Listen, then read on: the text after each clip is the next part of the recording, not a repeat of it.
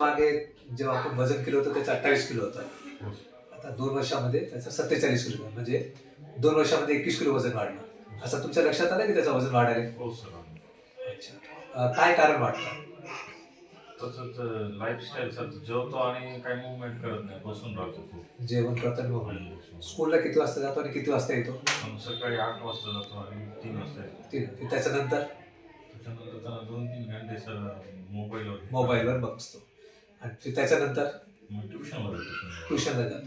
त्याच्यानंतर मग घरी येतो, आलो जेवतो, मग स्टडी करून झोपतो. तिथे खेळायला टाईमच नाही त्याला. नाही.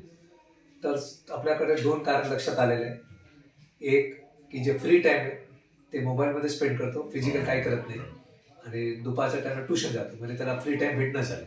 स्कूलच्या नंतर त्याला 7 ते 8 तास भेटतात. त्यापैकी 3 तास ट्युशनमध्ये आणि 3 तास बाकीचे टाईम मोबाईलमध्ये. आणि बाकीचे थोडं टाईम भेटत त्याचं होमवर्क आणि बुक्स कम्प्लीट करणं आणि अभ्यास करणं. याच्यात असं आहे की त्याचा मोबाईल मेन कारण आहे. फिजिकल ऍक्टिव्हिटी कमी झालेली. दुसरं असं काही वाटते का तुमच्या की मागच्या 3-4-5 2-3 वर्षामध्ये वजन वाढलं तर बाहेरचं जेवण वाढलं का? फास्ट फूड वगैरे काही? 8 दिवसात वगैरे. 8 दिवसातच दररोज होत नाही? दररोज नाही. घरी दररोज ब्रेड बिस्किट टोस्ट खातो? नाही. पोळी भाजी खातो. चॉकलेट कुरकुरे नाही खात? एखाद्या वेळेस. म्हणजे 8 दिवसाला 7-8 दिवसाला. आणि वडापाव बर्गर पिझ्झा? नाही. ठीक आहे सर. तर तुमच्यामध्ये दोन कारण असतात वजन वाढण्याचं.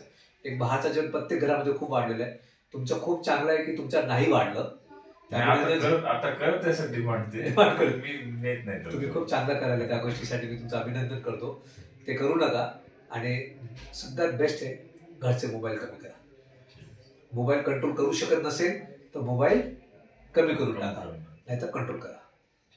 मोबाईल कमी करण्यासाठी तुमच्या आणि तुमच्या मिसेस एकाच मोबाईलवर 2 व्हॉट्सअप करू शकतात, 2 फेसबुक अकाउंट करू शकतात, 2 इंस्टाग्राम करू शकतात. तेच महत्वाचे आहे. आणि जनरली लेडीजला रात्री टाइम भेटते, तर रात्री तुम्ही त्यांना मोबाईल द्या. दुसरा तुम्ही घरी राहत नाही तर ना रहेगी बास ना बजेगी बास. ठीक आहे, समजलं सगळं?